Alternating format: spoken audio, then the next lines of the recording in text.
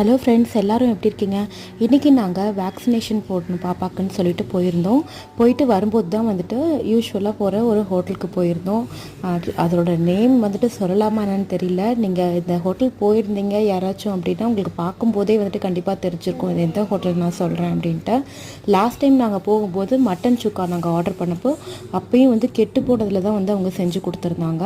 அதே மாதிரி இந்த தடவை பார்த்தீங்க அப்படின்னா நாங்கள் பிரியாணி சுத்தமாக வந்துட்டு டேஸ்ட்டே கிடையாது. அதுவும் கூட பரவாயில்லன்னு சொல்லிட்டு நாங்கள் அட்ஜஸ்ட் பண்ணி சாப்பிட்டுட்டு இருந்தோம். பட் அந்த சைட் டிஷ், அந்த கத்திரிக்காய் அந்த கிரேவி வைக்கிறாங்க பார்த்தீங்களா, அதில் ஒரு புழு இருந்துச்சு.